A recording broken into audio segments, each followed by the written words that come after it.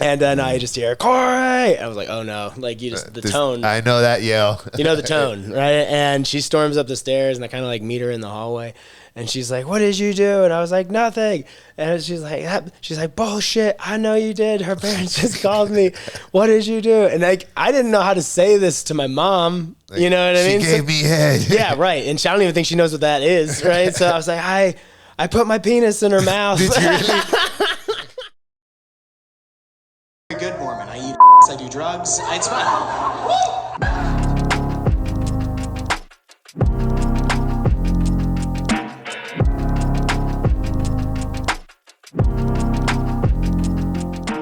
I love doing comedy. I'm fortunate enough I get to travel a lot. This past year, I did my first international comedy tour. I did a tour in Vietnam. That was really dope. Yeah, thank you. Appreciate it.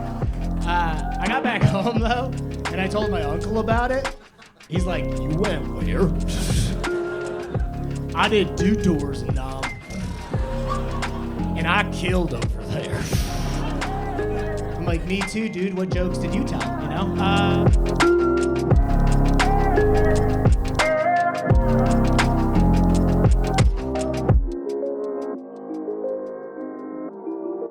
What's up, guys? Welcome back to another episode of C-Rod's Tell Me a Story podcast. I'm your host, C-Rod. Let me tell you a story. The MC of today's story is doing something that most people could learn from, looking at his life with a smile. Growing up in upstate New York with 2 loving parents and 2 siblings, he was the middle child. Like a normal teenage boy, he ran through his neighborhood causing trouble, giving his parents gray hairs. Over the years and through some different types of struggles, he was able to graduate high school and move on to college. There, he would play rugby and pursue a career in rugby. After pursuing his career in rugby as far as he could pursue it, he decided to venture along another journey. He was always good at telling stories, so he decided to take the stage one night at an open mic. As he did very well, this led him on a pursuit to refine his craft and become a professional comedian. Over time, he found himself in the mile-high city of Denver, Colorado, and a regular at the Comedy Works. Now, he hosts an incredible show and can be found and watched all over the country. Today I was allowed the opportunity to sit down with him and interrogate him about his life. With that being said, it is my pleasure to announce today's guest, the one and only Korey David.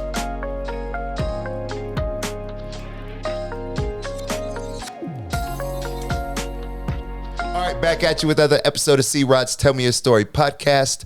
I'm your host, C-Rod, and I'm with you with my guest today, Korey David. Yeah, man. Stoked to be here. You got a dope house.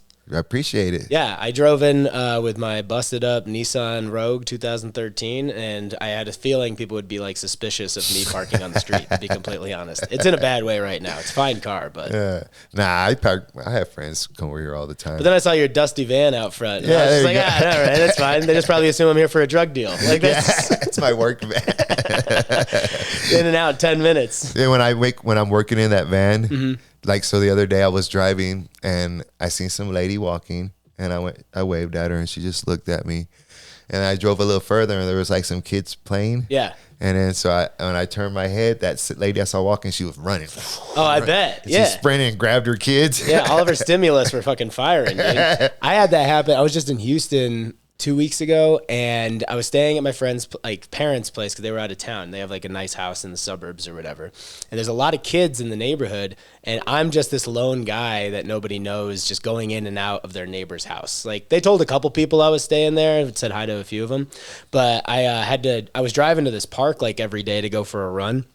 And there's kids, like when I'm coming back, there's kids like riding their bikes, getting off the school bus, like whatever.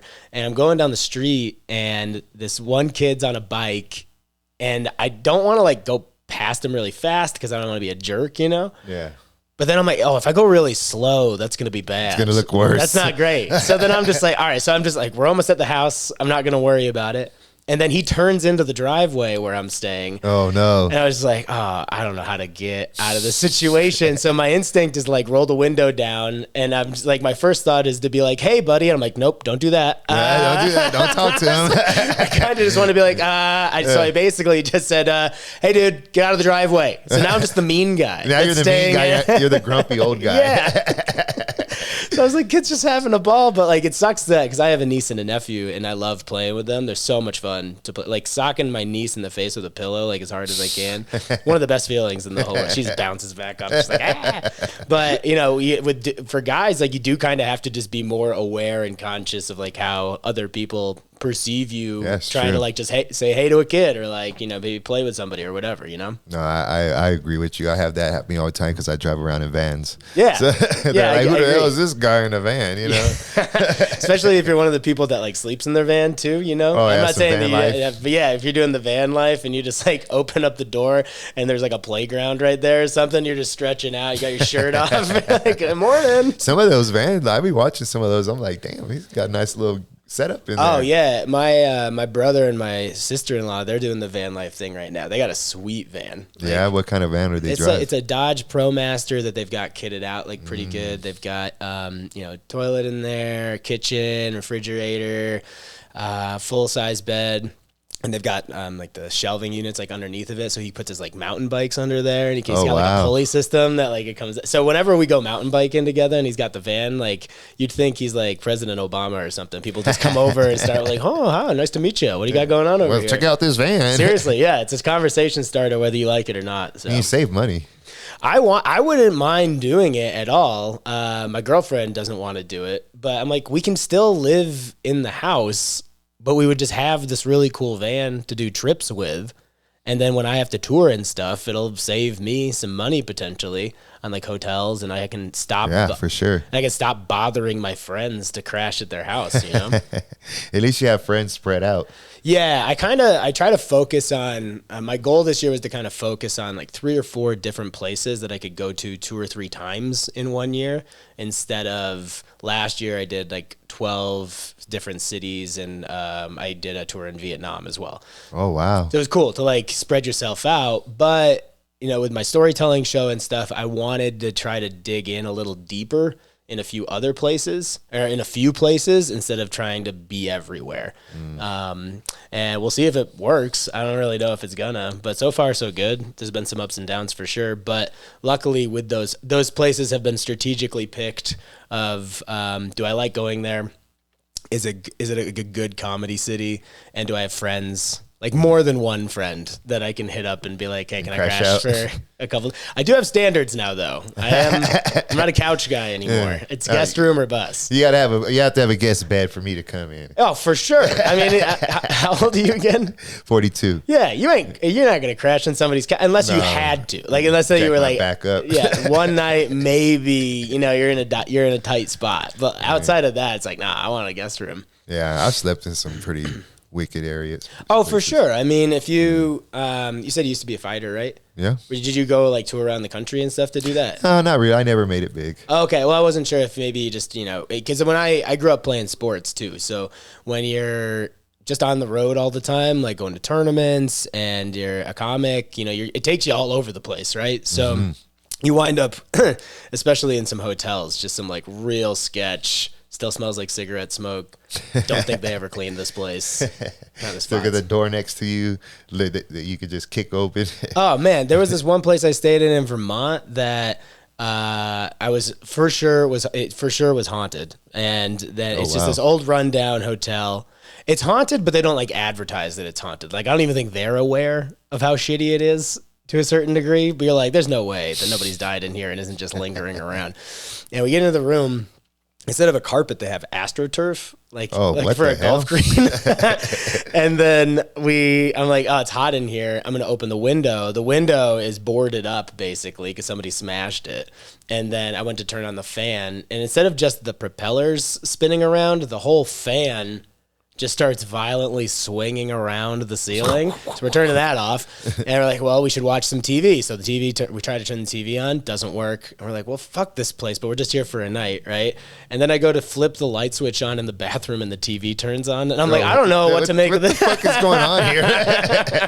Turn the TV on. Okay, click. Man, the things you'll do to save like $50, $60, like no, whatever. For real. When I was younger, me and my wife, we're in Tennessee looking for a place to stay. And there was this one, I forget what it was called. I think it was like a Red Roof Inn or something. But they had like a weekly, like long-term It was like $100 a week to stay there. Oh shit! So yeah, it was like well, bad, but yeah. This was like, it's probably cheaper back, I don't know, 20 years ago. But so he was like, I got 3. He gave me 3 keys. He goes, go pick one. So I was like, all right. And I knew it looked a little janky, but so like the first one I opened up and it just like shit everywhere. And I was like, I'm not gonna do this one. Yeah. So I closed it, and then I went to the next one, and then there was like crime scene tape and like chalk, the body chalk. No, and, still up? I swear to Get you, outta dude. here. So I came here and I told my wife, I said, we're taking the last one. She said, we haven't seen it yet. I said, yeah, but I saw the first 2, and the last one's is going to be the last one. You're like, oh no, man, let me check it out. I'm like, no, don't go in there. Yeah, I told her, it's the last one, trust me. Contaminating a crime scene. Yeah, I had crime scene tape in there. And We shit. had one of the kind of a similar situation in Kansas City one time. I was with 2 other comics, and we just kind of like we're like, hey, let's get something cheap again. It's just like one night. It's already midnight, so like we're only gonna be asleep. We're only gonna be here for like 8 hours, right? So we'll get in and get out. And we pull up to the place, and it does not look like 4 Seasons, that's for sure. And I mean, I didn't expect it to be, but you're like, man, there's got to be something about this place. Some stuff's gone down here, right? Yeah, for sure. We go across the street to the gas station just to get some beers to like hang out in the hotel room. And I just asked the guy at the counter, like, hey, man, what's the deal with this hotel? Like, I feel like there's some, like, again, there's some stuff that's, like, happened here. And almost like out of a movie, the manager pops up from behind the counter and just goes, did you hear about the murder? I'm like, no, God, I didn't hear about the murder. I've been here for 6 hours. They have a big mole on his face. He's telling us that apparently a couple days before that, I think there was like a drug deal that went wrong or something in one of the rooms, man. and some guy got shot, and one of the bullets went through the wall and hit the guy in the next room. What? And he declined medical service. He was just died? like, nah, I'm good. Like, Oh, he got the hit in like the fuck? shoulder. And crazy. apparently he was there for some like shifty reasons as well. Cause he's like, no. Yeah, for sure. I'm going to get out of here. I remember growing up with people, seeing guys who had got shot, but it was like on some shady shit. Yeah. So like one guy, he got shot like in his tit, and I guess it didn't like go through. Damn, that's but lucky. his shit was like all infected, and he was like pouring liquor on it. What? Yeah, he was like, "Oh, this shit right here will kill it." And That's some I street was like, doctor "Bro, stuff. you don't see that pus? Like, there's pus there, bro." Yeah, I've heard of vodka, but not Old English. Kind of curing. I don't know what he was drinking. It was a bottle of liquor, and he was just like, Well, vodka will do that, right? Like, I Maybe. think if it's vodka or like whiskey, it's obviously not gonna be as good as an antibiotic, but it will kill off. Like, if you're in like I think a pinch, I could be. I feel like that. Yeah, that's definitely like true. That's one of the reasons why they kept whiskey on them like back in the old days was because of like it was a disinfectant. Like, I thought he was crazier than the shit when he was telling me. well, again, It if it's didn't a look 6-pack good. of PBR, that's different, dude. Like that's No, he had a bottle of liquor. It was a bottle of liquor, but he was like, this shit would fix it. I was going, no, bro, that shit's like it was swollen. I mean, I'm sure, yeah, you probably just needed a doctor. I mean, that's just a temporary fix. That ain't an everyday kind of like, well, time to put the Jameson on. yeah, for sure. Y'all guys know how we do it here at C-Rod's Tell Me Your Story podcast. This is the People's Podcast. We come together to listen to people's stories so we can all realize that we're all pretty much the same. We're not that much different. And today we're going to do the same. Make sure you like, make sure you subscribe, follow, all that good jazz. And we're going to get right into it. So what part of New York you from? I'm from Syracuse originally. Went to school in Buffalo, lived there for 5 years, and then moved to Boston. Lived in Boston for a year, and then moved to Saratoga Springs, New York, which is like an hour north of Albany. Lived there for 8 years, and then I moved to Denver. Is like all that in the same area? Kinda. I mean, it's all on like the main highway there is 90. So Saratoga is like east, kind of close to Vermont. If you keep going west, it's Syracuse, Rochester, Buffalo. So Syracuse and Buffalo are about like 2.5 hours apart.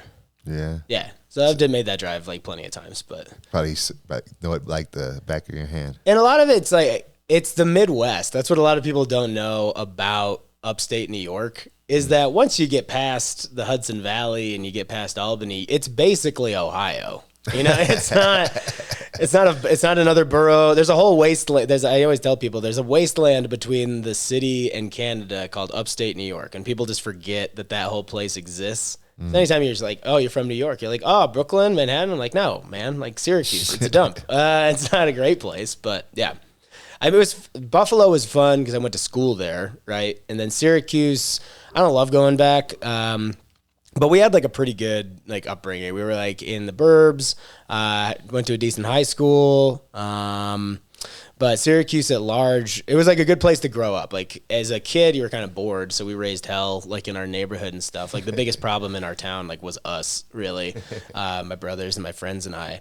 And then from the parents' perspective, great place to be. But when you're a kid, you're like, this is boring, right? It sucks. Well, you're just looking for anything to do, right? So we would like vandalize houses. We got into smoking weed when we were like 12 years old, you know, because it was just like, I didn't start drinking until I was like a senior in high school, but I started smoking weed when I was like 12, and I did mushrooms for the first time when I was like 15. Wow. You're just looking for something. You're just looking for something to do. Yeah, man. I was gonna say, and like it was just part of it was just part of our like culture, you know, like part of like the school. Like it didn't seem that weird to be doing it. Clearly, not everybody was doing it, but the kids that I hung out with, like we skated, snowboarded. It was just a lot of that. Yeah. What do your parents do for a living? So they're both retired. My mom was Army Reserves for 20 years, and she worked for the phone company. It's a Verizon now, but it was a couple other things like over the course of our lives. But I always candidly say my mom. I have two brothers and a dad, and my mom's at any given point in time like the manliest person in our family. I mean, that was at the time. Now, you know, she's 70 something years old, and I'm like, I can't believe you were defending our country at some point. You're the one that we had to depend on. She's a sweet lady. Don't get me wrong. Really? Yeah, I mean, and if Al Qaeda loves sugar cookies, like she's the woman, you know.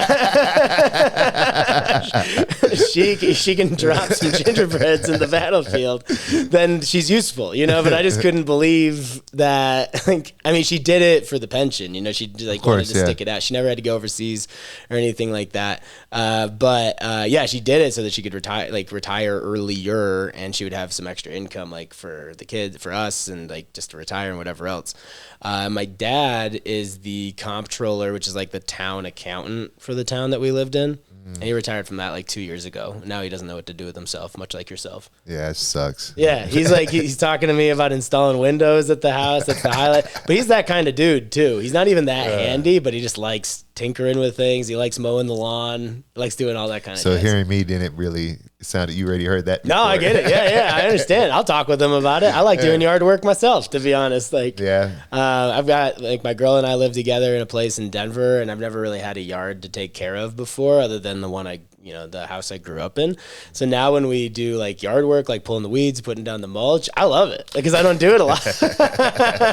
Check out my edging skills, girl. Oh man, I can wave to the neighbors, talk about the weather, put some hot dogs on the grill. I'm all right, you know. Were they strict with you or? Oh yeah. So I mean, I was raised Mormon. Because we kind of like we were talking about before the show, like the church was founded about an hour away from where I grew up, but there's not a lot of Mormons there left anymore because they all literally got chased out of the state. They like they were in Ohio, then they were in Illinois, and they were in Colorado for a little bit, and they wound up in Utah, and they were in Missouri too. But my parents we were the only Mormon kids in our high school, and my mom in particular I think she just thought that she had already made mistakes when she was one of those parents. She already made the mistakes, so we're not allowed to make them, you know, in the sense of like, I already know that weed's bad. I already know that alcohol's bad. She also comes from I come from an alcoholic family too. So she was just always, it would go from 0 to 100. You know what I'm saying? Like beer is the same thing as a keg stand, and smoking a little bit of weed is as bad as heroin. Like, God dang, it was rough. You know, like, so they're really, and we kind of came from this household where, you would get in as much trouble for telling the truth as you would if you lied and got caught. Oh wow, that's opposite of what I do my kids. Yeah, because my mom would straight up just lie to us and be like, "If you just tell me, it won't be as bad," and that was never true. Like that. Maybe I am guilty of that. I don't know, but I always say that if you just tell me the truth, then you won't be in trouble. I understand getting a little upset, but it would like all hell would break loose in our house, and she wouldn't talk to us for like 2 weeks. And, Jesus. And then of course my dad would mostly get pissed off that she was upset. You know, he wouldn't be mad at her, but he would get mad at us because he's like, I gotta go tell the Now I kids. got to deal with this. Now I got to shit. deal. That was really The hell. He was never really that mad at us. The most he was ever mad at us was because he's like, oh damn it, I gotta go. Now I gotta go be a tough dad. So your dad was pretty lenient, or what? For the most part, like he definitely let us get away with more stuff. There was more "don't tell your mother" kind of stuff than with my mom. Like that. Yeah. That's for sure. Did she have kind of like, since I know she was a reserves, but did she have like a military mindset? Kinda. No, she was just strict. Like we had chores, but it wasn't like, clean the toilet with a toothbrush kind of stuff. We didn't have to do push-ups in the morning. Get your ass up and do push-ups. No, it wasn't like that, but it was really more of,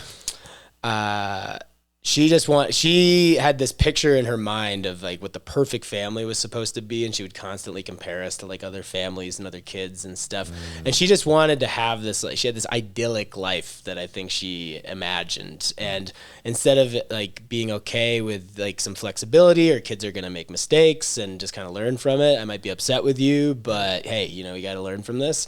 It was, I'm really pissed off at you because you're kind of breaking the mold for what I wanted for my family. Yeah. Yeah, which was tough. Like when I got caught smoking weed in high school, they called the cops to the house. It's like I had friends over, and it's our fucking fault that this happened. We were getting high in the basement. They came home early. He's classic, right? And they called the cops to the house. Your parents did? Yeah. Oh, wow. My parents called the cops to the house, and they had to, like, my bong was sitting out on a kitchen table, like it was evidence, Yeah. And then the cops eventually leave, but they're just, she only knew how to handle things in an extreme way.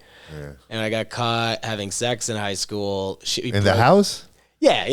I got caught having sex. My mom she didn't walk in on us doing it, but she walked in on me like in my underwear. She was like half naked or whatever. I'm like, ah, shit. So we're screaming at each other, and we're getting in a huge fight. And we're in the kitchen, and she says, "What would you have done if you'd have gotten her pregnant?" And I'm a total idiot for saying this, but I was like, "We would have gotten an abortion." And she just goes, "Ah!" That's not what I meant. And she got so mad that she punched the microwave door, and the plastic like shattered. And oh my God. And we didn't get a new microwave for like 2 months. So like every time I wanted to go make taquitos, I was reminded about that conversation with my mom. That was a real good I bet you just blew her. Oh yeah, she was real upset. You ever seen the smoke come out the ears? Yeah, very much so. She would become very cartoonish in a way with her anger. But I will say she's the sweetest person in the whole world. She'll do anything for anybody. But like we're in a better place now. As we had some definitely like hard times in our family, things we had to get, like really tough conversations that we had to go through. But we're good now. She's kind of laid off a lot, because at a certain point, we've all been out of the house for a long time. I'm 35. I'm creeping up on 40. I'm just like, you got to let this stuff go, Mom. Oh, 35 so young. I know it is. But like we're too old at this point for me to have to worry about like you caring if I drink a beer. You're way past that. Yeah, I started getting tattoos a couple years ago, and she started to get like real salty about that. And I was like, I got a new one when she came to visit, and like not when, but like right before she came to visit me year or two ago, and she looked at it and she's like, "Oh, Korey, I can't believe you." I was like, No. We're not doing this. Like, we're not doing it. I like it. Other people like it. Like, we're going to move on. It's done. Yeah. My mom, she's 60-some. She gets tatted up. My brother owns a tattoo shop, so he's always tatting up. Oh, that's rad. Yeah. I'm like, what are you tatting up our mom for, bro? She's 60-something. If she wants it, go for it. I think they're fun, man. You've got a couple. I got a couple. Yeah. You get them where you get them. That's for sure. Yeah. I mean, I'm not people always say you get addicted to getting them, right? Yeah. And then, but I wouldn't say I'm like addicted to it. I'm just way more open to like, I just want to go get a tattoo. I don't like overthink it. I'm trying to, if I have an idea for something that I think is cool, I'll get it. And if I also just want to get a spontaneous kind of like flash tattoo, like a $50 one, just because I want to, like, all right, let's just go do it. I had most of my tattoos before I was 18. Probably 19 maybe. Do you regret it? Nah. Yeah. Sometimes I forget. Oh, I always forget. I'll be laying in bed like, oh shit, I've got a lot of freaking tattoos. With We were just in Hawaii. I wanted to get one I like getting tattoos when I'm like on trips, just to kind of like commemorate like the trip in some way. Yeah. And we just didn't have time. We had went to Maui for like 4 days, and we had a wedding thing on the weekend in Oahu, so we just didn't. Just busy. But also, I'm very much if the stars align kind of thing. I want to go get one because when we were in Bali in September for a few weeks, and we were both like, oh, we should get a tattoo, but let's see what happens. Let's see what comes up. You know, like because neither one of us really had an idea. Where'd you say, Bali? Yeah. Oh, cool. So neither one of us had like an idea going into it. Like, I want to get this. Let's find a shop and just go do it. It was like, if we got an idea for something as we move throughout the trip, let's do that. And if we meet an artist or somebody that knows an artist that we like, then we'll go to them. So there was like 2 days left on the trip. We were at this like flea market kind of thing, and this guy was selling prints.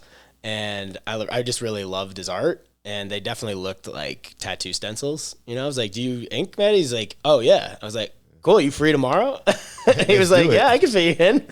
So we went over to his house, and he had like a studio at his place, and we both just got tatted up on the last day of our trip. And yeah, I love it. It's like what you said, the stars just aligned. Yeah, you don't force it to happen. It's just like, but again, I am open to like just doing something dumb and spontaneous just for the sake of doing it. Yeah, I've been doing dumb and spontaneous shit my whole life. Yeah, I mean, you like calculated, you know, like calculated risk, right, to a certain degree. Like, but I was just talking about tattoos the other day with some people, and they were like, "What do you want to get?" I was like, "I don't know. I kind of want to get like a hot dog."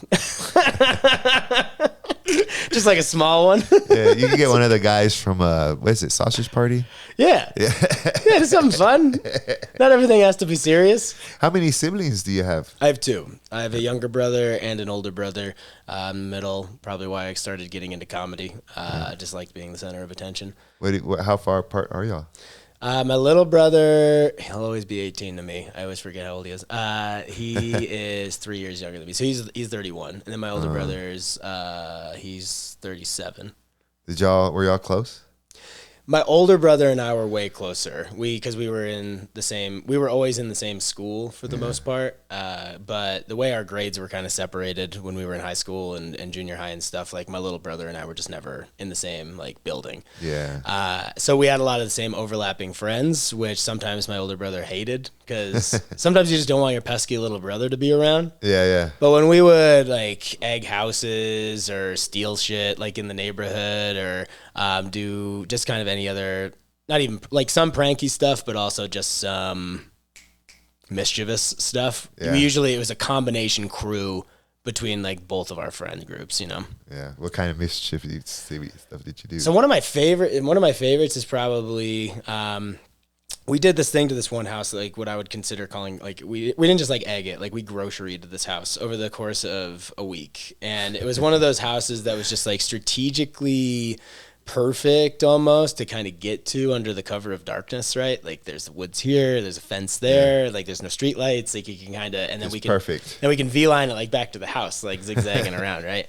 And first we started with like egging it, and then we upgraded to like doing those Mott's applesauce packets. Like, oh wow, half of like you peel half of it back, so most of it stays in the container, and then you throw it, and then when it hits the house, it explodes. Oh god. We had like meatballs in the fridge at one point. We were just going through the refrigerator, just like looking for stuff. Hey, did you get caught ever? Yeah. So the last night that the whole thing happened, I wasn't even there, but I was just like sleeping in our basement because we had like TV and video games down there and stuff, and we had a back door out of the house. Like we had a basement like back door, which is a travesty for any parent that has teenage children. Really, like my parents never really knew when we left the house. Good getaway. Perfect. Yeah. And they all of a sudden, I forget what time it was, pretty late. My brother and a few friends just like bolt into the back door. And they were like, just pretend like we were here the whole time. And I was like, what the hell's going on? And next thing you know, parents come downstairs. The people from that house, because we knew the kid, we knew their kid. You know, he was in like my grade or whatever.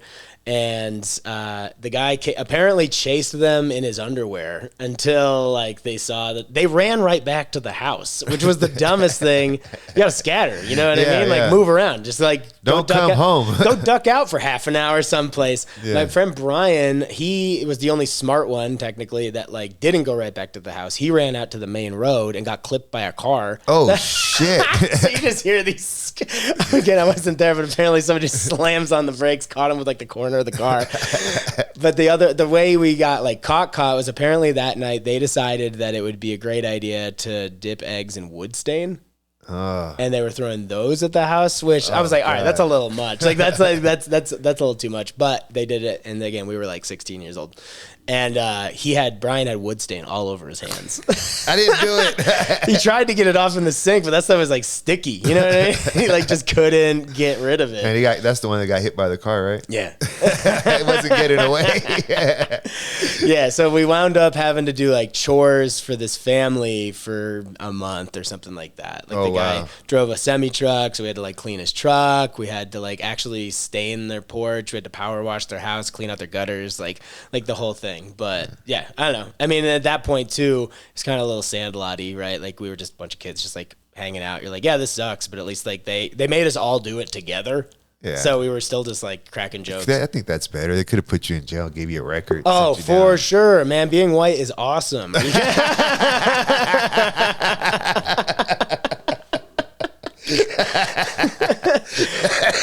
I got a dad that works in the local government. Are you kidding me? God. That doesn't work as much out here, but like, my ass would have been in jail probably.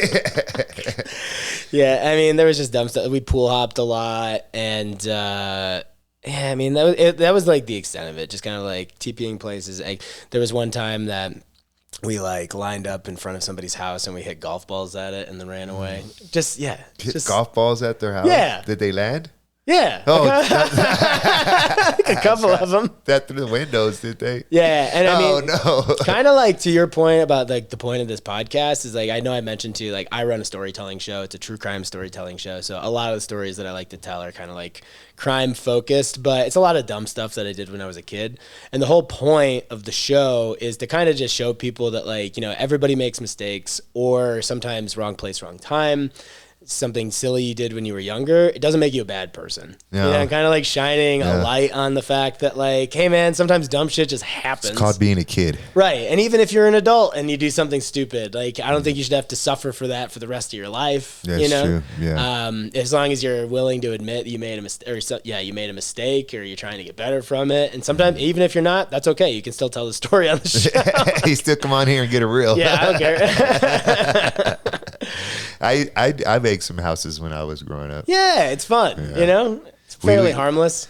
There was this one house, we egged it, and then I don't know why I did this, but they had like these statues of ducks. They had like a little pond, and a nice little pond set up in their front yard. Yeah, and it has statues of ducks drinking the pond, like they were like all around it. Yeah. And so I took my machete and decapitated all the ducks. Well, if you had a machete, then I would have done that too, man. Are you kidding me?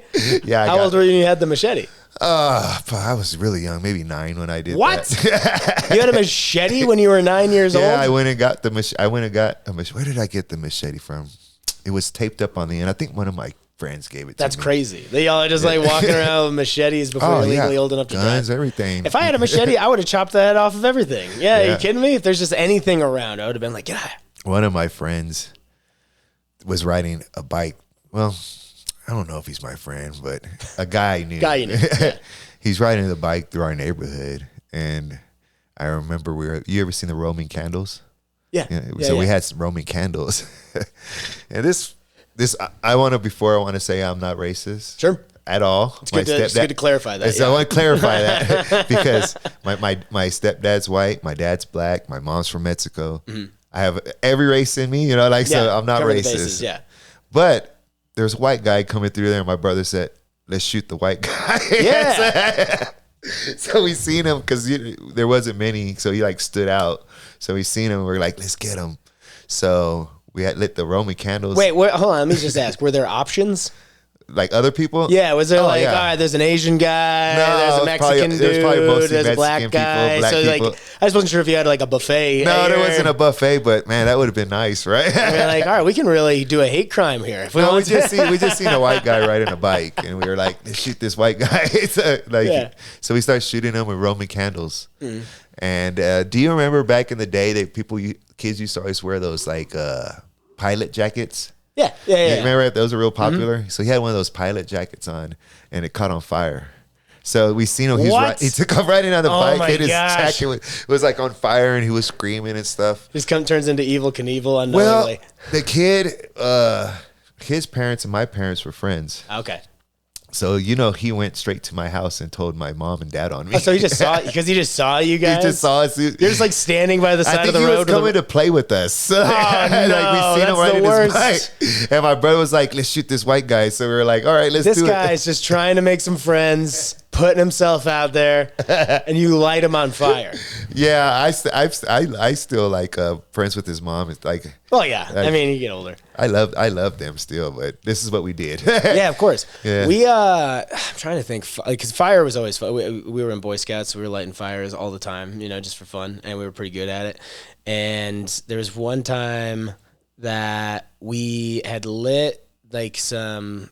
Like it might have been wood stain again or whatever. I don't know why we always had like wood stain around the house. It's just like it was just around, but it was a can of something. I don't know if it was like paint or whatever. And we lit that on fire, and we thought it would be really fun just to like throw it and see like what happens, Oh god! And my friend totally whiffed and threw it at the swing set that we had in our backyard from when we were like little kids, and that was like an old one that was like made from wood. No, it went up like that. You'd have thought we were doing a cross burning in the backyard. Did the fire truck have to come, or did you use the water hose? No, we wound up like kind of like trying to hit it out with some towels, and we had a hose like in the backyard, you know what I mean? Just like spraying it down, but it was traumatic for about a minute, you know what I mean? Like, oh my God, what do we do?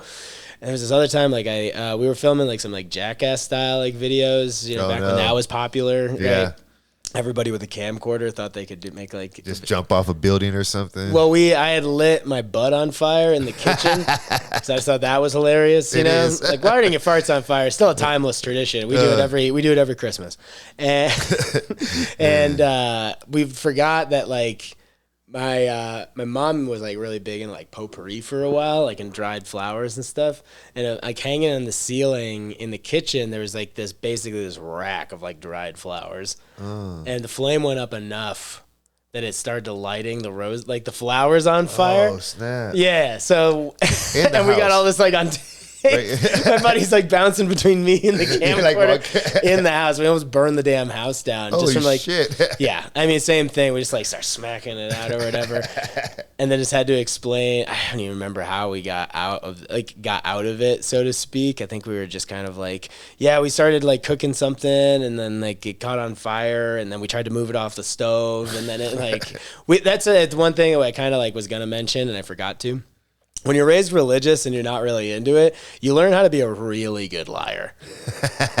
Because again, like all of like me lying and getting away with it, I'm out scot-free, and the punishment was going to be the same anyway if I got caught. Yeah. So I'd say for all the things that I actually got caught doing, I only got caught like 20% of the time. Oh, wow. I got caught doing everything once. Yeah, well, that's a good ratio. Yeah, so I'd say 20% is like pretty good. Did your parents make you go to like church every Sunday and all that? Yeah, Mormons have to go to church for like 8 hours a week. Oh, wow. Yeah, so it's like when you're in high school, it's once every morning before school, for an hour every morning before school, and then 3 hours on Sunday, and then Wednesday nights they would do like youth group kind of thing. And is it like that Pacific, like 8 hours? Like you have to do 8 hours? Or well, when you're like younger, when you're not doing like they call it seminary, which is the thing before school, it's 3 hours every Sunday, and then it's the youth group thing on Wednesday. But yeah, that's pretty standard. Like church is 3 hours on Sunday, and I candidly always say it's like, which is a lot because like most people only go to church for like 3 hours a week, 3 hours a year. You know, it's like Christmas, Easter, and an unplanned pregnancy scare. Like that's but we had to do like double that like every single week.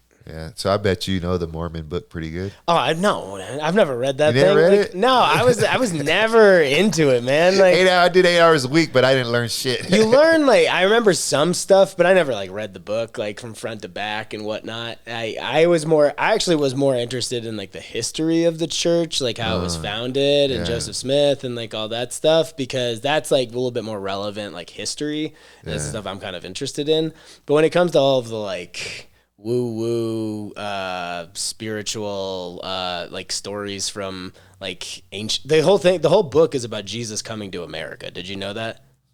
Jesus came to America? Yeah. Oh yeah, you didn't know? They made a book about it, so it's got to be true. And they were like, yeah, you know, that last book we did about Jesus, not good enough. We should. They're just like gonna keep it going like Fast and the Furious. You know? Like, Are you being serious? oh yeah. Oh. And they're like, oh, Paul Walker's back. Interesting choice. Like, so it's about Jesus coming to America. There's 2 tribes, the Nephites and the Lamanites, and that's supposedly an ancient civilization that existed here, even though there's never really been any evidence to support that. And like the Nephites were the good ones, the Lamanites were the bad ones, and it was about Jesus coming here to kind of like tell them to stop fighting, essentially. Huh. Yeah. Look that up.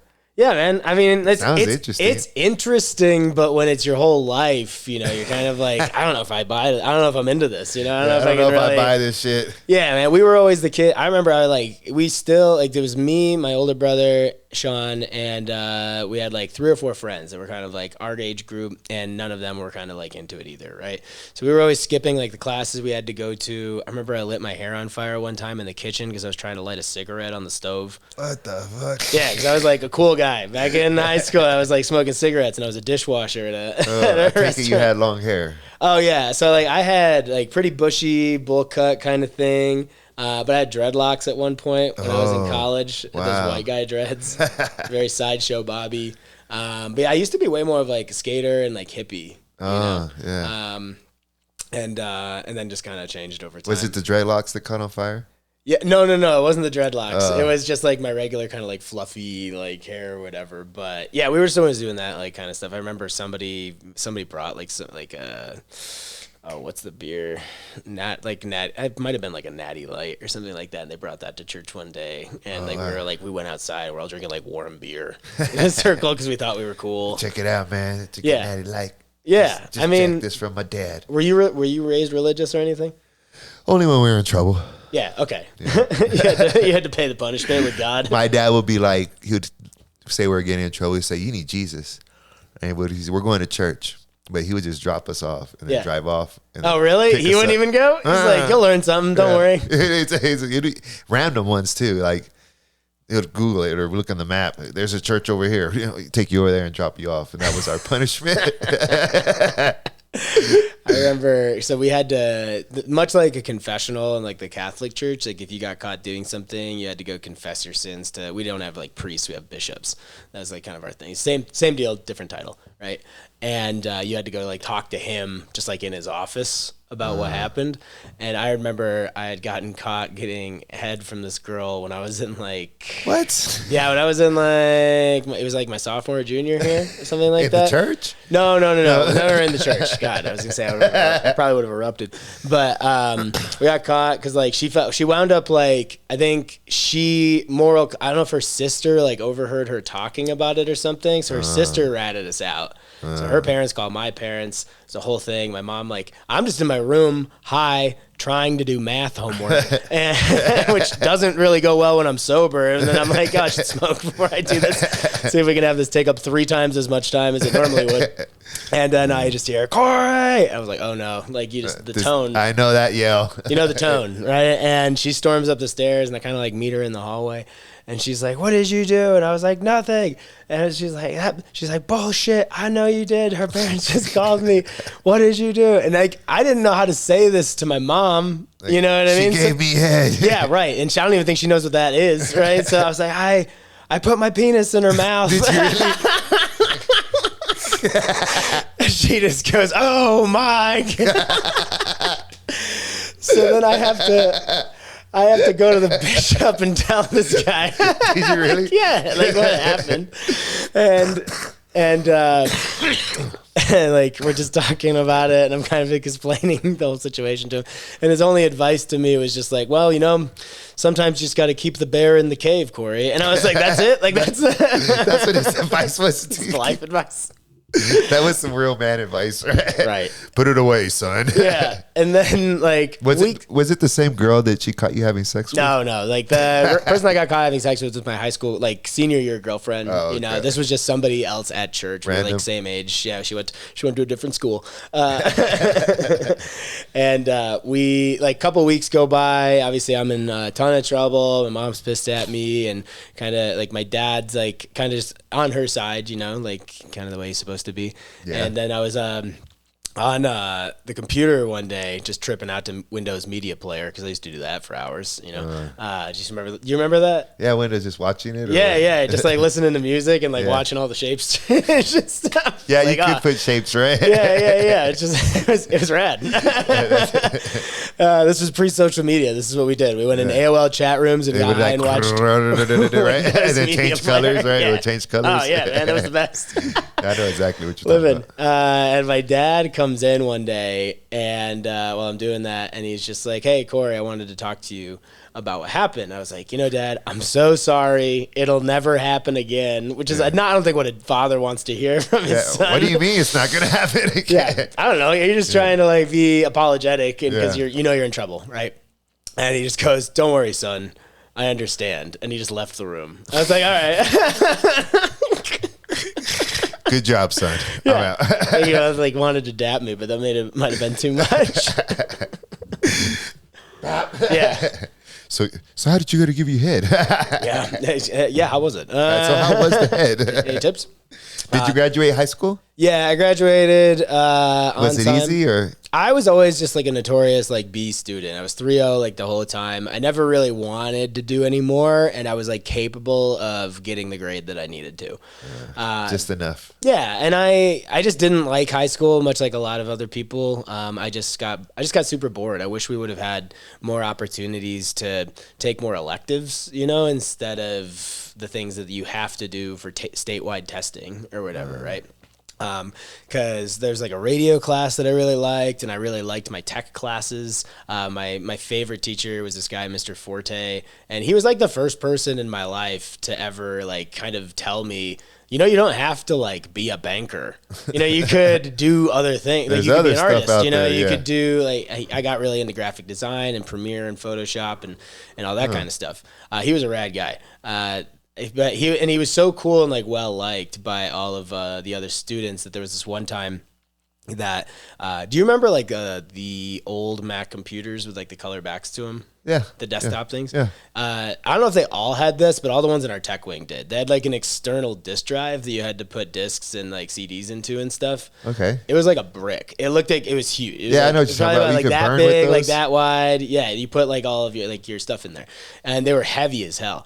And the computers would crash sometimes, and he was just having like a bad day one day, and the computers crashed in the middle of a presentation, and he just goes, "I hate these fucking things," and he grabs one of the disk drives and goes to throw it across the room and nails this kid Dave square in the face. Holy shit! And he just goes, "Oh shit, I'm fired." Yeah, exactly. And the kid's nose is bleeding. He has to go to the nurse, he and like busted the whole his thing. nose. But nobody ratted him out. Like nobody ratted him out. I don't remember what the kid made up or said that happened or whatever. But like he was just beloved. He was like everybody loved him. Yeah, because he was so cool. Like he was like the fun tech teacher. So I wish and all the tech teachers were like that. And I wish I would have been able to like have more time to like do that stuff. So I always wanted to be a teacher. Like I always wanted to be a history teacher. And then when I took Forte's class, I was like, nah, I'm going to be an artist, which my mom was not happy about. So I went to art school for a year and realized this is definitely more of just a hobby for me and not something I can do professionally. I mean, you can, I do believe, some people, you're capable of being great at something if you put the effort into it. Yeah. But I was like, I'm just not. I don't think so. I don't think like it's with a long, this, struggling road for right? me. Yeah. So then I switched to communication because I thought that would just be something like that I could do. Because there's like the way they kind of pitch it is like there's marketing, there's public relations, there's sales, there's a bunch of things you could do. I was like, oh, that sounds great, which isn't the reason you go to college. You don't go to college because you're like, you could be kind of good at a bunch of things. And I went to school in Buffalo, had a great time. I wound up graduating from there with like a 3.0 as well, kind of did the same thing. And Were you a Bills fan? Yeah, I like the Bills. Yeah. I mean, when the time I was living there, I wasn't really, because I was also playing rugby at the same time for like our club team in college, and I just loved that so much that I just didn't really have time to like watch or follow like other sports. I was just kind of like really into that. And they also were terrible when I was there. So they made it really easy to like doing other things. Because they sucked. Yeah, I mean, like, I'm not going to burn a Sunday like watching this Just gonna garbage. freaking lose. Yeah, and I don't know about you, but I hate going to football games. I haven't been to many. I think it's boring as hell. Is They've it? done such an amazing job of making it like enjoyable to watch on TV Yeah. that going to a game for me is just such a slog. There's so much time like in between plays. They have like the TV timeouts. It's a whole day, kind of thing. It's not like an easy Because you go there early, you tailgate, you're there for a long game, then you got to get out of the parking lot.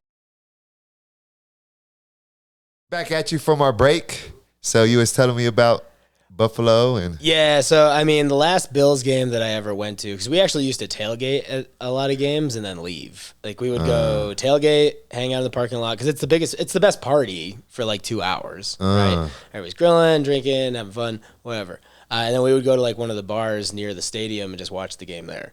But the last one that I went to, I don't know why I did this, because I don't smoke weed anymore. Like, and even at that time, I didn't really.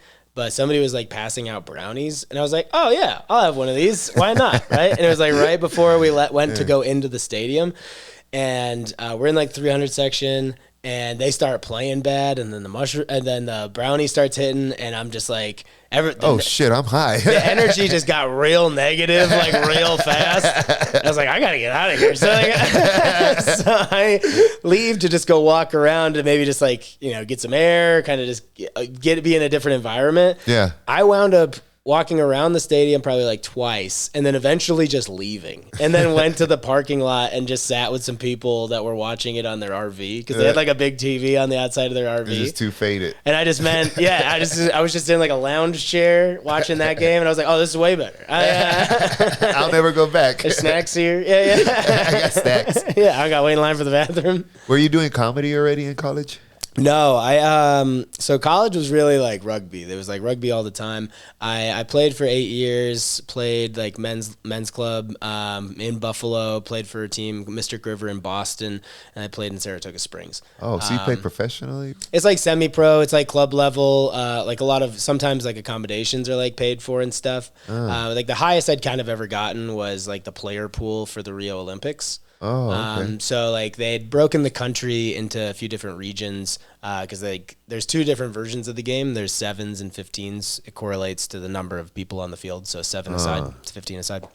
So 7s was in the Olympics for the first time. So they had these like player camps in like different parts of the country, and I got invited to the camp, and I got there and realized like, man, I'm the fat kid in this group. Like they're all small, skinny, or what? Well, I just even mean like they're so much bigger than me. They're in way better shape, like they're tanks. Like when I say I'm the fat kid, I was the slowest, and I was smaller than everybody else. But it was a weird like kind of wake up call, because like I'd always been just like one of the best players on like any team that I've ever played for.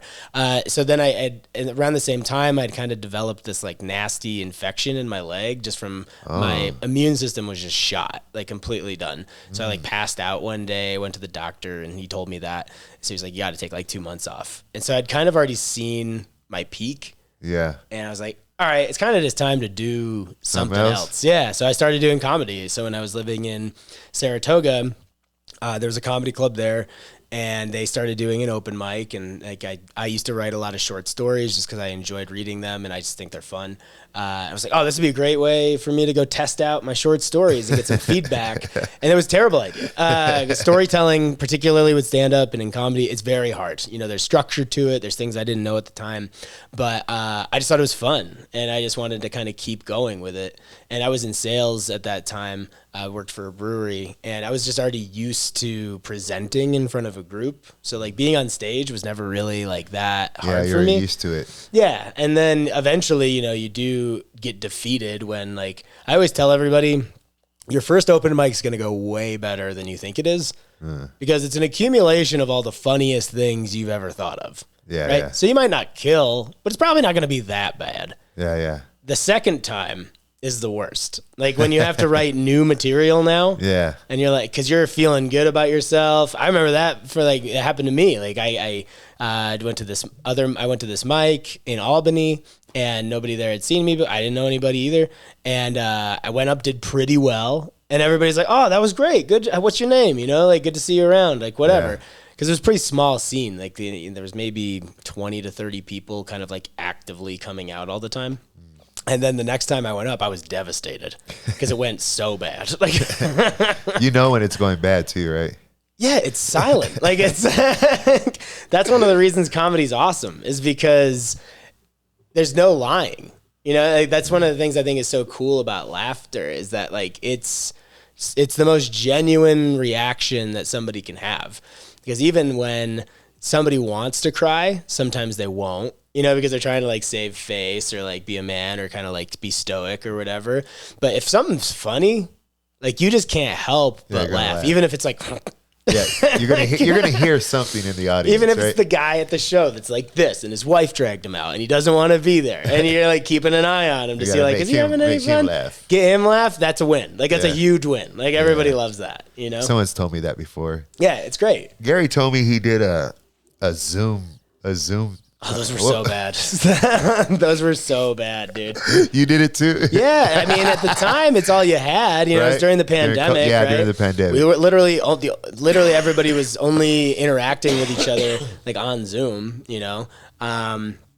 And I ran one for a little while. Like I was working with this brewery that they were trying to, just keep people like engaged with their content. And they were like, do you want to run like a Zoom comedy show? I was like, yeah, sure. You're going to pay me for it. And it's like, I get free beer. Yeah. We did it for like 3 or 4 times. And I was like, the attendance started dwindling. And you realize you're like just looking at a bunch of like the Brady Bunch, looking at a bunch of people on a screen on mute. And you're just kind of like, listen, you're just seeing their facial reactions. Somebody's cat's like on their table. There's kids running around sometimes. I'm just like, this isn't it. Yeah. Like I didn't get into I got into this because I enjoy performing in front of like a live crowd. Yeah, it's much better, I assume. Yeah. What's the worst that you ever bombed? The worst was probably when I was just trying to get into the Syracuse Funny Bone, because like the way most comedy works is, you have to level up. Like you gotta try to get in places to get an opportunity, and then you can hopefully start working there like regularly, right? Yeah. And I hadn't gotten into the Syracuse Funny Bone yet, and then the GM hit me up out of the blue one day, and they were like, "Hey, we just had a host bail on show tonight, can you make it?" And at the time I was probably like 3 hours away. I was like, yep, of course. Yeah, of course I can make it. Happy to do it. And it was also snowing like really bad that day. I think they got like 2 to 3 feet of snow. Oh, wow. That night. So a friend came with me just for the fun of it. And we drove, it took probably a drive that normally would have taken 2 hours, probably took 4. And they only had like 11 tickets sold to the show, but they still went on with the show. Oh, with 11 people? Yeah. And that doesn't, like, that's okay sometimes, because I always do say, like, it's obviously like way better to perform in front of a lot of people. But if it's a small group and they're just down to have a good time, I've bombed in front of 300 people, and I've bombed in front of 5, and I've killed in front of 6 people, and I've killed in front of 3. You know what I mean? Like it goes both ways. It just really depends on the people that are there. But the problem with this was that it's a big venue. So it's like a 300 person venue, and they didn't seat anybody. So they just let them sit where they wanted. So everybody's like spread out throughout this like huge room. You can't even really see anybody, right? Can't really see anybody. And if you have like a small group, you want to put them together. Yeah. So that way they can, like, the laughter's a little contagious, like energy, you can hear it better. Vibes all that stuff. It's like the small like comedy rule, like if you're seating people, right? And my mom came to the show. No. Yeah, because she's my parents are super supportive. Like if I'm back home, like they'll come to a show. For That's sure. cool. And like so, it's my mom and my friend sitting at the table, like the front row table, and then everybody else is kind of like scattered around. And I am dying up there. Like nothing's landing. At that point in time, like I didn't have that much material, you know. So I'm just doing the jokes I have. Yeah. You know, nowadays, you know, you can like I have at least switch it up or something. Well, I just at least know a little bit more about like maybe switching material or not even doing material, just talking to the people in the room, especially if it's not going well. You'd be like, all right, you're not liking jokes. That happens a lot. That happens sometimes. Like, okay, you guys aren't into jokes. I'll just make fun of you or I'll talk to you for a little bit. You can do something different. I didn't have that at the time, right? Yeah. So I'm just doing these bad jokes, and then I can hear my mom in the front row talking to my friend, just saying like, "That's not how that happened." That's not ruining your jokes. Well, she's like, I'm the only one that can hear it. You know what I mean? Because she's like trying to be quiet, and like nobody in like behind her can hear what she's saying. So I'm just eating shit, and my mom's heckling me. Getting heckled by your mom. Yeah. And a stage full of 11 people. Gosh, That sounds rough. it was. But you know, again, if you do this long enough, and I'm sure music's the same, and being an artist in any capacity is the same, you do a lot of crappy gigs, and you have to do the crappy ones to get to the good ones. And even after you do the good ones and start getting the good ones, you're still going to wind up doing some crappy shows. Yeah. It just happens sometimes. I bet you've had some. What was the best show you had? I think one of the coolest experiences, I got two that kind of like come to mind. First one was about a year and a half ago in Georgia. There was this really cool show, this place called Wormhole in Savannah, Georgia. And it was kind of like a notorious show. Like I'd heard a lot about it, like big names that are kind of putting together a tour through the Southeast, like do Wormhole. You know, it's like, it felt like kind of a big deal, right? And I went down there with a friend, and it was my first time. This was like probably one of my first runs that I was doing where I was headlining some of the shows. Nice. Right? As opposed to just going and doing like a showcase Opening spot or a stuff. feature host or whatever, right? And I got there, and there really wasn't a lot of people there at first. So we got there maybe an hour early, and I was like, well, that's not good. And then I look at the lineup of like who's going to be there after me and who was just there, and I'm like, oh, I'm a fraud. Like, I'm not these people. Like, these people are amazing. Like, I'm nobody, right? And it wound up filling in, and the crowd was, like, absolutely amazing. They were so fun. I did, like, 40 minutes, and it just felt good. Oh, wow, it felt 40 good minutes. to, like, oh, I can do this. Yeah. You know, like, I am capable. I know my material. My material is good. I know how to be a comic, right? There was kind of one of those moments where I think everybody needs like that something to happen that proves to at least yourself that Justified all your hard work. I got this, you know, like, yeah. For whatever comes from after this, it's like, I know I can do this. Right. And then the other time was, I was working with, do you know Mark Normand? Comic? Yeah. So I was working with Mark and my friend Andrew Youngblood down in Houston. I was hosting the shows, and we had 6 or 7 between Thursday and Sunday. And the Houston Improv is a huge room. I want to say it's like a 400 or 500 seater. Wow. And every show was sold out. Everybody was there. Everybody that was there was like a Mark fan, right? Which helps, like, at a certain point, like once you start getting your own fans, people are just coming out to see you. So they like your style of humor. They like your jokes, right? And Mark's a classic comic. Like, he's so good at like joke writing, and he's a little off color and like says some like non-PC shit or whatever, but he's joking, right? And people know that. And it just was so fun to perform in front of that many people, and you didn't have to worry about like what you were gonna say. Not to say that I was gonna say anything like ridiculous, but like you could just do your jokes. Nobody was going to get offended or none of that. No, stuff. you could just do the material, right? Like, you didn't have to like, oh, maybe they'll like this or maybe they'll like that or anything. It was just like a heater, like every single show. Super relaxing. Yeah, because all you want to do, it's fun to go up there and like riff around and like just say stuff off the cuff, but most of the time you want to just go up there and do the material you worked on. Yeah, for sure. And just kind of go. How long did it take you to be doing before you realized, like, okay, this is the path? Like, were you like day one, I'm going to be a comic? Or was it like, oh, I kind of like this. I think I want to. No, at first it definitely started out as just kind of like, hey, this is fun. And then I think the thing that kind of pushed me over the edge was I was living in Saratoga and I was going through a bad breakup, and a month later I got fired from my job for basically being a comic. What? I was at this festival, like a beer festival with coworkers, and it was like a camp out beer festival. It was this awesome place called Belgium Comes to Cooperstown at Omegang Brewery in Cooperstown, New York. And it's like a 3-day camp out beer festival. And it's like nothing but debauchery. You know, it's super, people are taking drugs, everybody's hooking up in tents. Like, I used to forget sometimes. I'm like, oh man, we actually have to work tomorrow. I forgot, like, there's a festival happening. But it was always kind of crazy. And because it was kind of like a loose camp out kind of thing, friends would come that didn't even work for the brewery, and like family members and stuff. But like, it was just like a chill kind of like hangout environment. And my boss's dad was like, he probably still is. He was like a ball buster extraordinaire, blue collar guy. The only way he knew how to talk to anybody was giving him shit. And I'm okay with that. You know, like I can hang, you know, like I can throw jabs back at you too. If it's all in good fun, I don't care. Right. And the last year that I went, I was walking up to the campsite and he was there. And he yells out from like, I don't know, at some distance. He's like, hey, look at this douchebag. And I said, Jack, I can smell the cock on your breath from over here.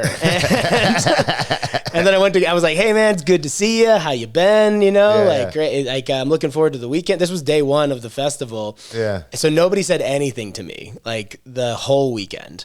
And whole weekend goes out without hitch. Like, had a great time, like whatever. I got a call from HR on Tuesday. They're like, did you say this thing? And I was like, well, I didn't really say it like that. You know, there was like a little timing, a little inflection. Like, he called me a douchebag. Yeah, I thought we were just goofing around. Yeah, he said something to me. I said something back to him. I gave him a hug afterwards. We hung out like the rest of the weekend. Yeah, like, no big deal. Yeah, I didn't think anything of it. And I was fired on Friday.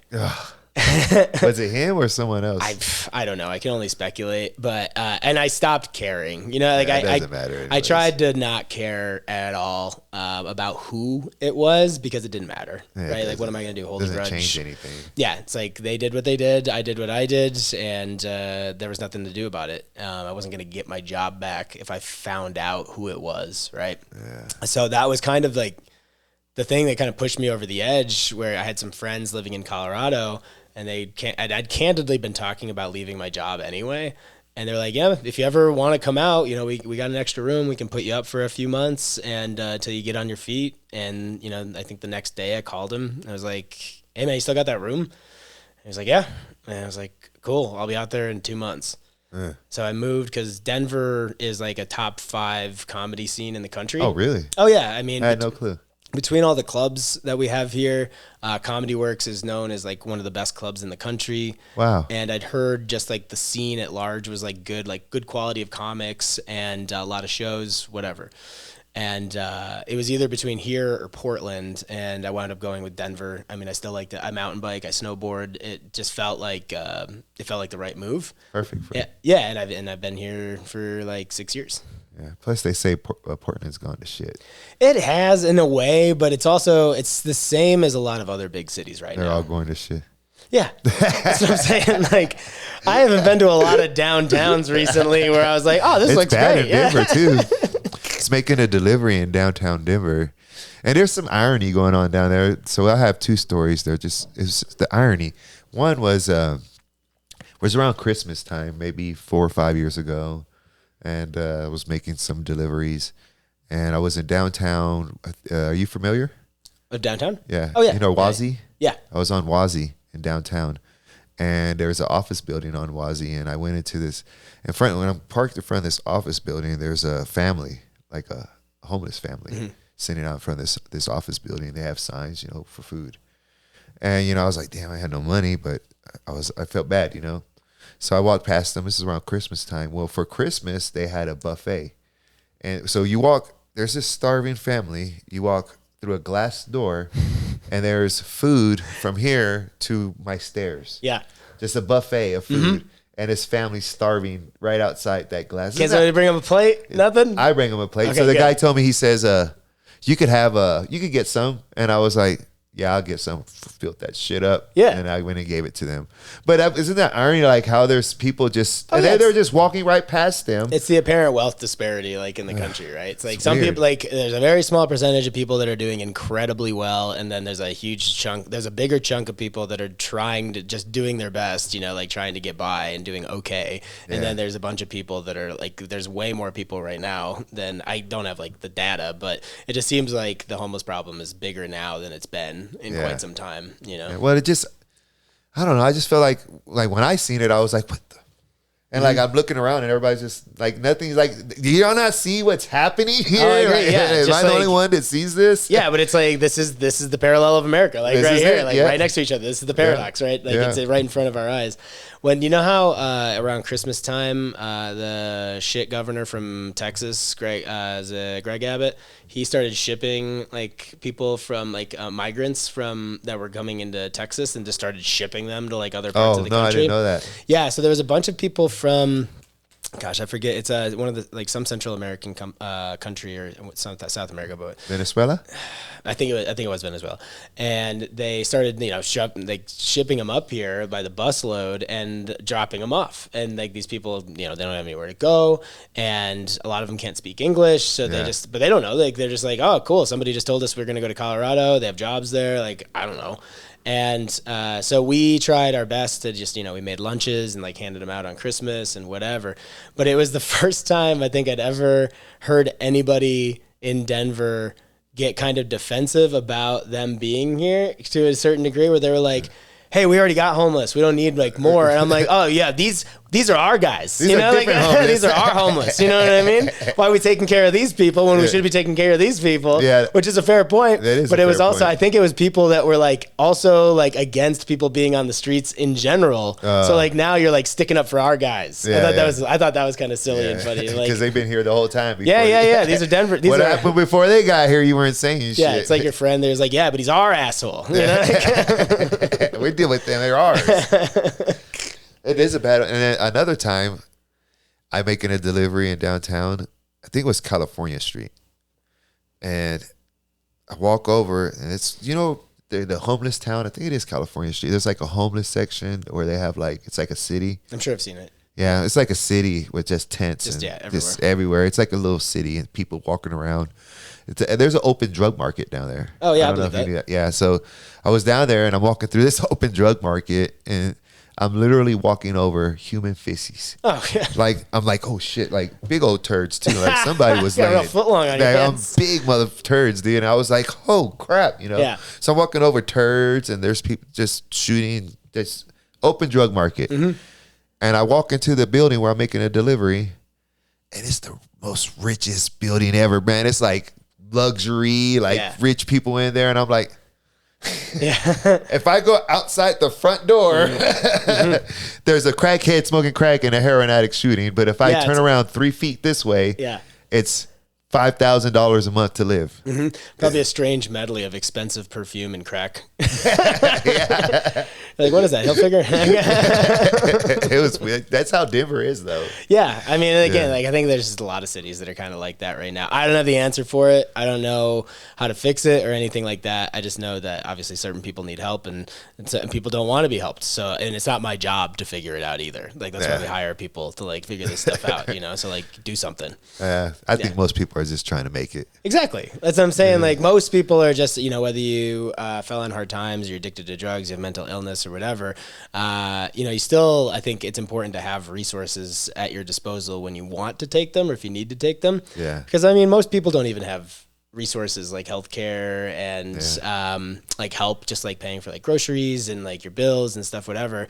Like everybody needs some help. You know, I know like having a little bit of extra money, like not saying that I need to get like a stipend every month or anything, but like everybody could use a little bit, you know, of help for sure. here and there, you know? Sure. I was like, I don't qualify for Medicaid or none of that stuff. Yeah. So when I retired and I start paying my medical bills, I'm like, fuck, I gotta get a part-time job. Yeah, man, just to pay for that. Damn, like it's high. I have to pay for my own medical because I don't have like a day job or whatever, and I have to go through like Colorado's like Connect for Health program, which is like a state program. But you still pay like a ton of money for insurance, and I actually just found out today that I have to get like I cracked my tooth on a chicken bone last week in Hawaii. I just took a huge bite out of this piece of chicken, and I just heard it break. I was like, no. Dang. And I went to the dentist today, and they were like, oh, yeah, your insurance isn't going to cover it, but we'll give you the insurance rate, so the cheaper rate or whatever. And it's still $1,100. I was like, that's the most expensive chicken I've ever had in my entire life. It was fine, but it wasn't worth $1,100. So they got like put mold, fill it in. I don't know what. Yeah, that's the thing. They got to make like a crown for it. And I'm talking to this lady. I'm like, yeah, I can't swing that right now. I mean, maybe in like a month or something like that. After I got a couple other things I got to pay for right now. Yeah. And she said, oh, if it's a crown, we recommend that you get it done like right away. I'm like, I get that. Like, do you guys do payment plans? Like, well, you can pay half now and then half when we do the procedure. So I was like, oh, so like 2 weeks from now, that's not really a payment plan. You know? That's not a payment plan. I'm still in the same spot that I was in like before. So yeah, I got to like figure that out, and I'll get it done like, as soon as I can or whatever. But one time that happened to us, my wife, I don't know what happens, but she had tooth pain to the point where she was in tears. Yeah. And I took her to the dentist. We didn't have no insurance. Before we had kids, barely making it in life. And the lady says it's like $2,000, $2,500. And I was like, we don't got no money. So I was telling her, like, there's nothing we could do. Yeah. My wife was just crying, oh my God. I was like, well, there's nothing we could do. We don't have $2,500. And, that lady in there was so nice. She said, you know what? Because we're so young, she was older. She said, I'm going to teach you something in life. Sometimes in life, it's all about who you know. And she signed us up for $20 payments. I was like, nice. Oh, let's go. Oh, yeah, dude. Yeah, that was so nice of her. She just couldn't. My wife was just crying. She said, I'm going to teach you a lesson. So it's all about, sometimes in life, it's just about who you know. Yeah, and if you can help, you should. Why not? And I think, didn't they pass something not that long ago that was like medical bills can't affect your credit? Oh, I don't know. I think that's the case. Because they used to. Yeah, I don't know if that's still the case or whatever. Because I'm like, yeah, you could just not pay. You could just get it done and not have to not pay anybody. It was just the prices. Like, I look at some of the bills and I'm like, Jesus Christ! They can't even tell you what it's going to cost. Yeah, like so you have to expensive. ask your insurance company. I think I did a checkup the other day and I was looking at the bill. And the other day, but months ago, I want to say it was over $1,000 for a checkup. Yeah. Like, what the fuck?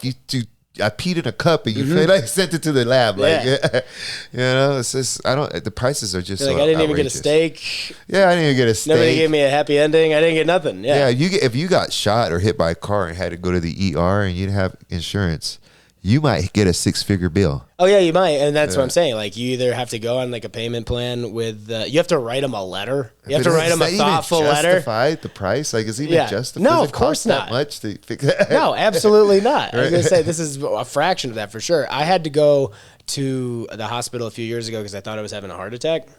And I remember, like, I was having chest pain and my neck was going kind of numb. And I was like, I don't know how many more signs I need before I think I need to go to the doctor. And I had my parents drive me because it was the cheapest route. And I didn't have insurance at the time. Like, I fucked up and I forgot to, like, check the box on the insurance that I had that automatically renewed it the next year. So I didn't know. I thought it was just going to roll over. Yeah. And So I realized I didn't have it, and so I skipped the ambulance because those are going to cost too much. Parents drive me, freaking out. I'm in the room with the doctor. He's like, all right, well, you're not having a heart attack. Because they had me like hooked up to an EKG and like all this stuff. We have to like, and we don't want to run like more tests on you, because we don't know how much that's going to cost, right? But before that happened, like they're asking me like all these questions, right? Like, so they're getting an X-ray, doing an EKG. This one, it's like I'm freaking out because I think I'm dying, and the doctor's just asking me pretty routine questions, right? And he's like, do you do any recreational drugs? And my parents are in the room with me. Oh, shit. And I was like, well, I do Molly like a couple times a year. I eat mushrooms, like a lot, like a lot of mushrooms. and oh no, before I forget, I smoke cigarettes from time to time, and my mom just goes, "You smoke cigarettes?" And all the other stuff. Yeah, she didn't care about that stuff. She didn't know. And then the doctor leaves the room, and we're just kind of like sitting around, kind of like waiting to see what happens, what we got to do next, right? And my mom just looks at my dad, and she's like, what do you mean by mushrooms? And my dad just goes, oh, he means like magic mushrooms. Your dad knew what it was? Yeah. But also my mom, I'm like, what do you just think I have a portobello problem? Like, what do you, like I eat too many shiitakes. I just go straight to the produce, grab me some mushrooms. Yeah, I'm addicted. I'm addicted. I got a real problem. Well, what was wrong with your heart? They don't know. That's the thing. They didn't want to like run more tests and stuff. They say it was like stress maybe. I just don't know, because it wasn't like an intense kind of pain. You know what freaked me out was that I noticed I was having some chest pain, and I was like, I feel like it's probably just safer. Let's go to an emergency care, and I just want to have them check it out. Like just, I don't know, X-ray or EK. I'm not a doctor. I don't know.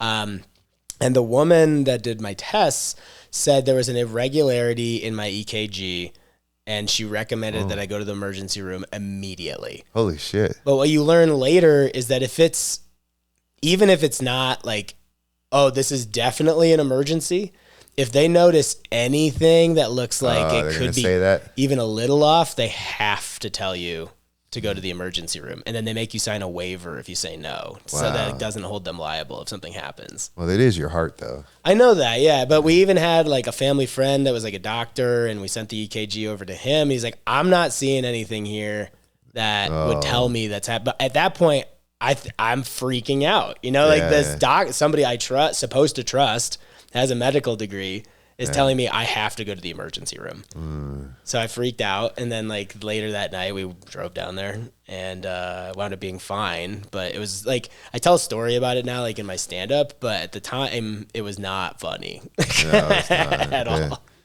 So I know everybody's different, so I can't say what's right, but I could tell you my own experience of a heart attack. Hurts like motherfucker. Yeah. Like next level. Like put you on the ground, sweating, wanting to pass out, pain. Mm-hmm. So if you didn't feel like that, you probably are. Of course. Yeah. I mean, it's just like, oh, like, man, I'm telling you, you'll be like, oh, I'm coming to Jesus. Like, I got you. Yeah, like when I swear I thought I was like, this is it. Mm-hmm. Like, this is it. I'm gone. Yeah. Yeah. I mean, again, I'd never felt anything like that in particular before, though. It's like, so again, at the time, it was just like, it really freaked me out. Don't play no games when it comes. Yeah. That shit. Fuck no. But I had to make the decision. The reason I was actually so distraught about it was I had to choose between potentially going like bankrupt or dying. Oh shit. Because I didn't have insurance, bankrupt. That's kind of what freaked me out the most. Is that like, if I go here, I don't know what they're going to have to do. I might be in debt 6 figures for having to go get this checked out. Long time to pay off. Yeah, man. That's a lot of McDonald's chicken nuggets, dude. Like that's. Back at you from our break. So we was chatting and stuff. We was chatting a little bit off camera, so y'all probably just jumping into this, but oh well. Anyway, roll with it.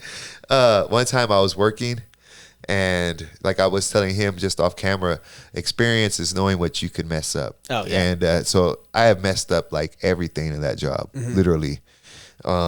So one time we're working, and do you ever notice like people like when they get like 60, sometimes you can't tell them nothing? Oh, of course. Why would they want to change? Yeah. Like, so I had these guys above me. They were like all in the 60s, and we were doing piping. And I looked down from the top of the ditch. You could look down and you could see the pipe is egg shaped. So when you're piping pipe together, an egg shaped pipe won't go into a round pipe. Yeah. Right? Yeah, obviously, right? Yeah, I know how sex works. I get it. Yeah, so now I said, hey, that pipe's egg-shaped. No, it's not, youngin'. You don't know what you goddamn. I was like, God dang, we're going to be here all night. This guy's so stubborn, he doesn't even know shapes. Yeah. He's like, that is not an egg. I kept saying, we're going to be here all night. And they're saying, no, we're not on. And finally, we were there all night. You know, and I said, young buck, I know egg shapes, and this ain't one of them. Yeah, and I said, I messed this up before. Yeah, done this. You don't want to go down the same road that I've been. Yeah, I did this last time. Yeah. I told you, you old fucks. Yeah, what are you, my mom? Jeez. But we've heard about growing up in New York, and You have some really comical stories with your. You can make skits out of some of that stuff. Oh, like, I do a lot of that. I do a lot of stories in my stand up. Do you? Yeah, and like I said, I've always enjoyed storytelling so much that's kind of what spawned the idea for Interrogation, which is like my true crime storytelling show. Right? It's like I wanted to have a storytelling show because I think they're really fun, but I wanted to have something that had a hook to it. You know, something that a theme that kind of made it. Gave it some direction, and I just thought like crimes are inherently funny, and I have a handful of like various crime stories. Some of it, like I always tell people, it doesn't even have to be something you committed. It could be something you witnessed, something that happened to you, somebody you know, like whatever. It's like a kind of a loose theme, right? I was like, I got plenty of those, and crimes are inherently funny because it's just somebody admitting something dumb that happened to them, right? So even if you don't have a lot of punchlines for it, a lot of people that do the show, they're telling that story for the first time, and they don't even know where the beats are, and they find out like as they're telling it, you know. And yeah, it's been a really fun project to like work on, and I've like started touring the country. I've got a YouTube special. I've got my first show at Comedy Works in 2 days actually, and I'm in LA next week, so it's just kind of evolved like from there. But it's all it's all around storytelling. You got a lot going on. Yeah, that's a lot, but it's sometimes too much. But it's I think worth it.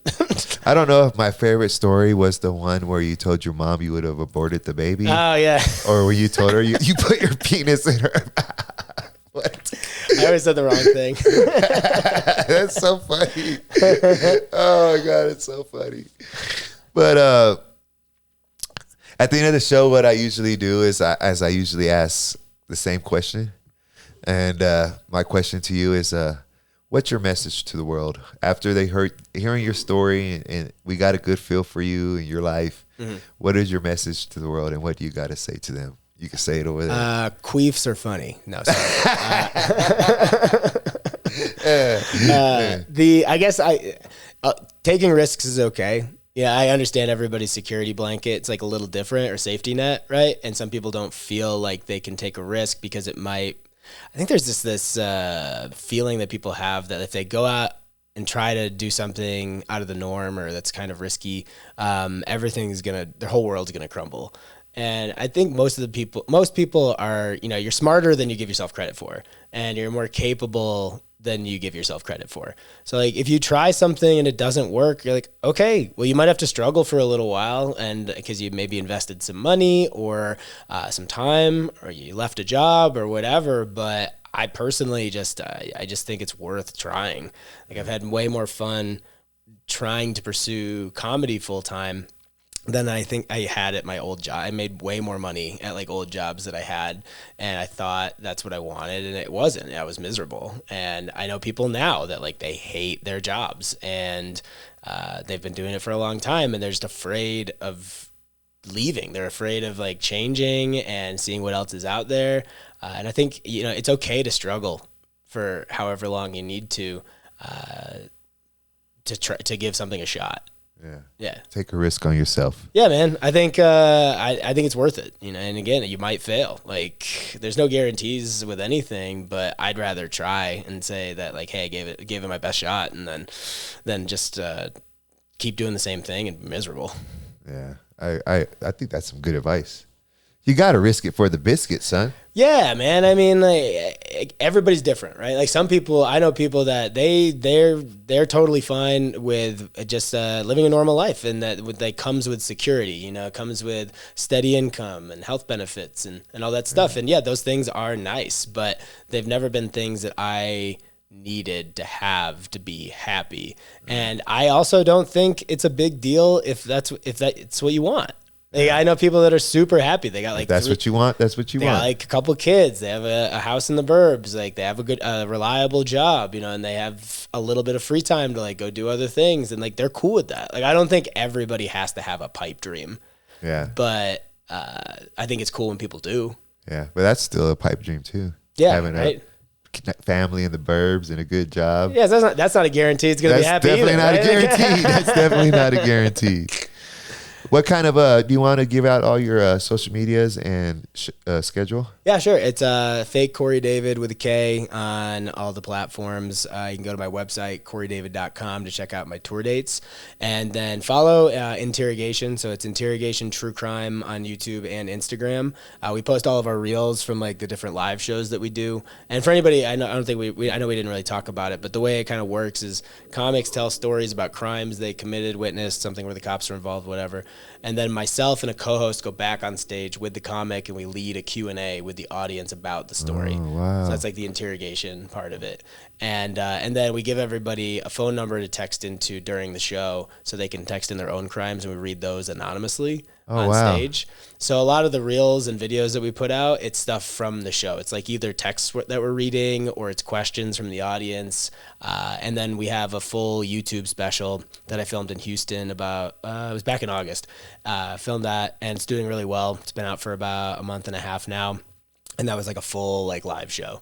Wow. Yeah. That sounds like a really cool show, actually. Thanks, man. I love it. Yeah, it's great. And people can go watch it live, or? Yeah, so like I said, we're at Comedy Works in 2 days, which is the 16th, right? It's Thursday the 16th. It's my first time doing the show at Comedy Works, so I'm very like excited for that. That's a big thing. Thanks. Yeah, I mean, I moved here. Comedy Works was a big reason like why I moved here. And now you're doing you're doing your interrogation show there? Yeah. Oh, that's awesome. Yeah, because I'm like I work there pretty regularly. Like I'm a regular comic there, but Nice. like this is my first time doing my show Yeah, at awesome. the club. And then I'm at the Lyric Hyperion in LA on the 25th, Saturday the 25th. It's Memorial Day weekend, and I'm at Looney's Comedy Corner doing the show on May 30th. So we got like back to back weeks. I think I'm going to come out and check you out in 2 days. You should, man. I would love it. I can hook you up with some tickets, and if anybody, when does this come out? This will be out probably after. That's fine. Anytime we're doing it in the future, like I said, you can go, if you'll see it on my socials, and you can always go to my website and like check out my upcoming tour dates and stuff. So Yeah. Well, I think it was awesome talking to you. yeah, man, this has been rad. Thank you very much for having me.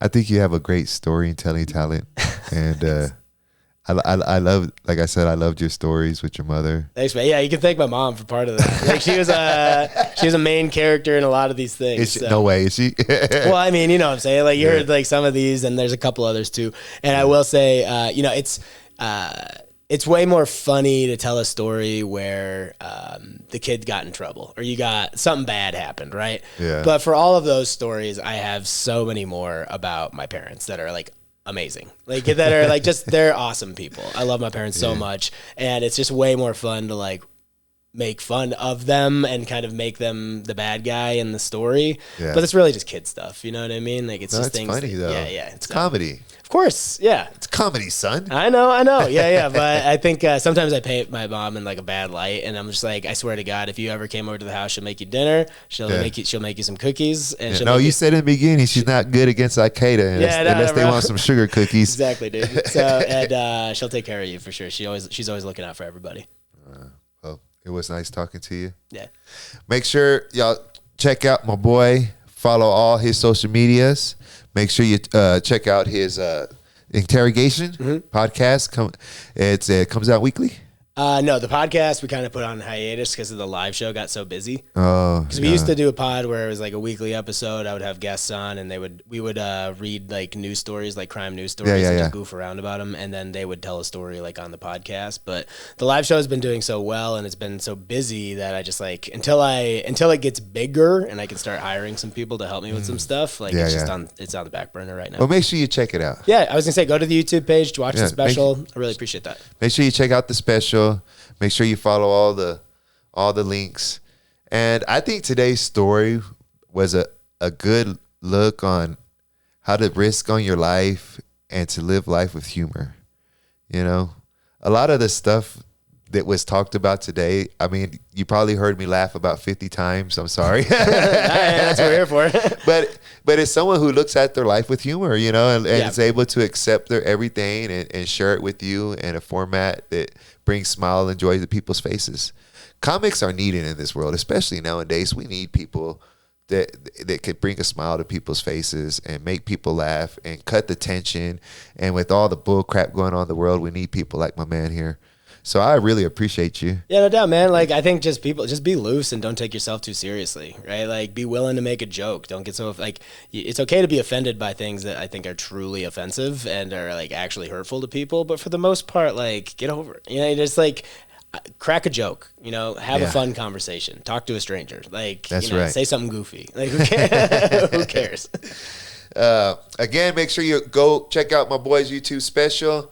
Make sure you follow all his links. Make sure you go to his social media. You can go check out his show live. Make sure you follow. Make sure you comment. Make sure you subscribe. I'm C-Rod. It's episode 24, and I'm out.